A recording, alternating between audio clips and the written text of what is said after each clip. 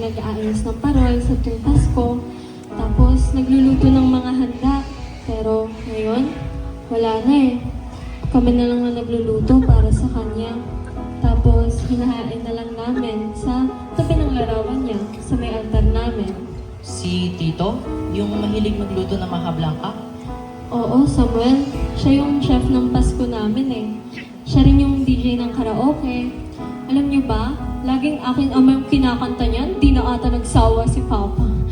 Tapos, tuwing gabi, may kwento siya. Kwentong pangbata, pero may aral.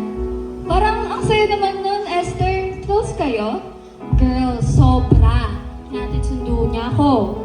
Nagbi-beach kami. Tapos, kapag may free time siya, bumibisita kami kila Lola. Tapos, kagaya ngayon, na Pasko, siya yung pinaka-excited. Nagluluto, kumakanta. Tapos, kahit madaling araw na, nakatambay pa yan sa may kusina. Parang ang saya naman ng puso mo nun, Iha. Opo, Lola. Sobrang saya. Pero, bata pa po ako nun eh. Hindi ko pa po naiisip na may hangganan pala ang lahat. Esther! Uy, si Papa! Ano mo nga itong mga blanca ni Papa sa Pasko? Wow, mukhang masarap! Paborito mo to.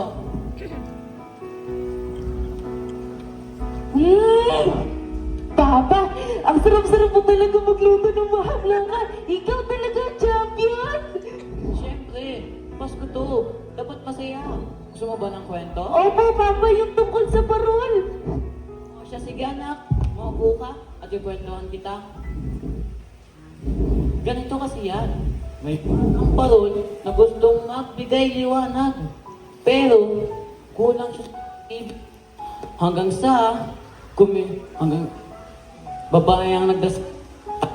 Panalangin ito, kumislap ang Papa, ako po ba yung batang babae? Oo, kasi ikaw liwanag ng buhok. Pero, dumating yung panahong hindi ko inaasahan.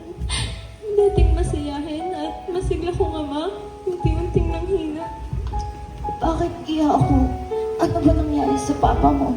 Lola, nagkaroon po kasi siya ng lung cancer eh. Lung cancer, Esther? Hindi ba delikado yun? Oo, Hana. Pero bata pa ako eh. Hindi ko pa inisip na delikado na pala yun. Umaasa pa din ako na gagaling si Papa kahit na 6 na buwan na siya nakarate.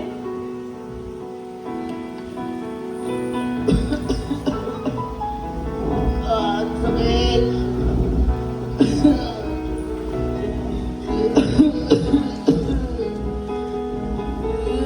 Papa, okay ka lang? Anong masakit sa'yo? Opo, Mama. Ako na po muna bahala kay Papa. Pahinga ka na po.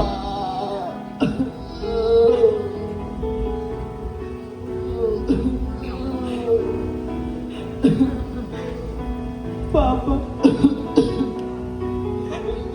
Dito lang ako. Dito lang kami ng Papa. Itong bandayan na Papa.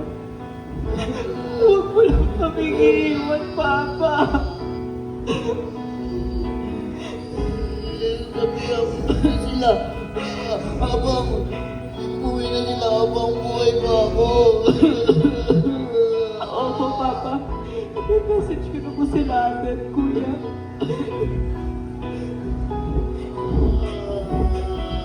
Kuya!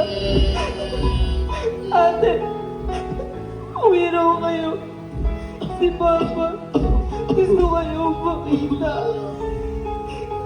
After nung message ko sila ate at kuya, pinilit din ni kuya na makauwi ng araw na yun para makita si Papa kahit paano. Malumaman ka ba? Papa! Kuya?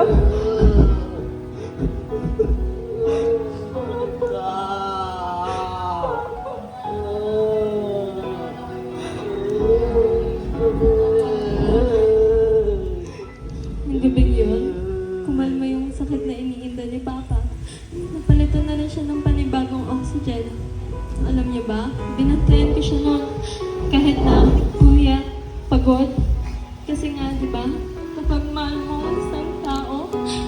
mo mararamdaman yung sakit o pagod.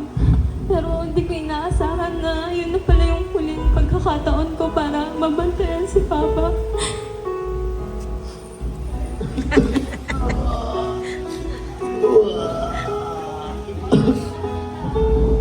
Sakit na. Opo, Mama.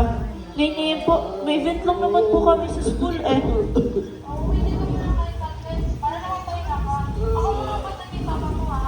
Opo, Mama. Magpapahinga po muna ako.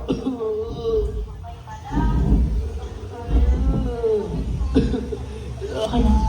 Ayoko na. Papa? Ayoko Papa? Papa? Papa? Papa, lumaban ka pa? Papa? Papa? Papa? Pa? Pa, gumising ka pa? Pa? Papa, gumising ka pa, Pa? Please, Papa! Papa! Papa! Papa!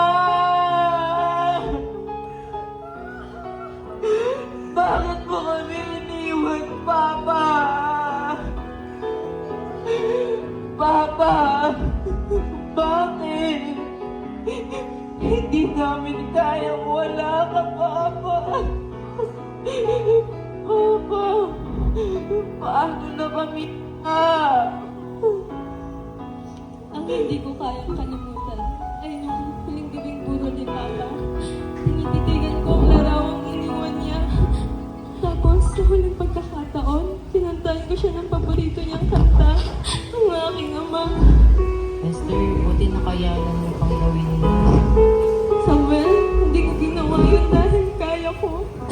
Ginawa ko yun dahil yun na lang ang huling paraan ko para maparinig kay Papa yung mga salitang hindi ko nasabi nung buhay pa siya.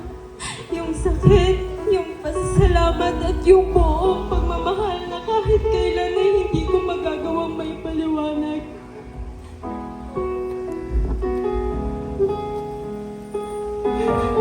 para sa iyo to, Papa.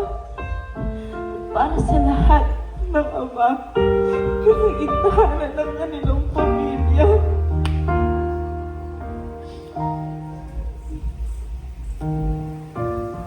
Nung ako'y bata pa, nang iwan ako ng aking ama, matay lumuluhan na di kaya nila naiiwan siya sa may bumundo. Sabi ni tatay na huwag iiyak, malungkot ako, aking ama. Pagkakataon, lumayakap siya at masabi ko na mahal kita, ama. Ang witin to ay alay ko sa'yo, mahal na mahal. Mahal kita, o aking ama.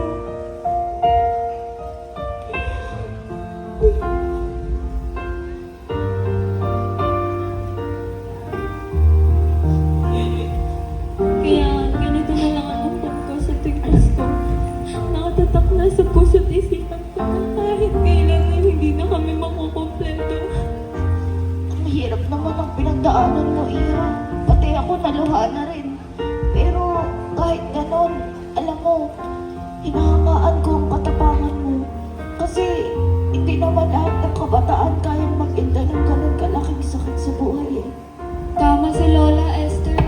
At alam mo ba, kahit na kinukwento mo lang sa akin yun, ramdam na ramdam namin yung pagmamahalan niyo sa isa't isa. Salamat ha. Pero alam nyo, sa bawat tawa, sa bawat luto ng mga handa at bawat liwanag, alam kong nandyan si Papa. Sa puso mo. Oo, ngayong Pasko, ay nako, very emotional naman ng mga tao. Eh, napit nga, masyado na kayong maraming nalalaman tungkol sa akin. Ikaw naman, Samuel. Sige, ikwento ako. Halika kayo. Lapit kayo. Apo, yung likod ni Hoy, Lola. magkwento ko na! Ito na, magkikwento na. Kasi, ganito kasi yan. Minsan, iniisip ko kung bakit naging ganito yung sitwasyon ko ngayon. Parang ang layo na kasi ng dati sa ngayon eh. Bakit, ano ba nangyari sa'yo? Broken family ba o magulang? Hindi po, Lola. Buhay pa po ang mga magulang ko at hindi po ako broken family. Pero parang mas day ko ang mga walang magulang dahil sa sitwasyon ko ngayon sa bahay. Na para bang mag-isa lang ako sa buhay. Naku, akala ko pa naman sa inyo magkakaibigan. Ikaw ang magkakaroon ng masayang Pasko ngayon. Nagkakamali pala ako. Opo, Lola. Dati, alam niyo ba, masaya yung Pasko namin. Parang pelikula. May parol sa bawat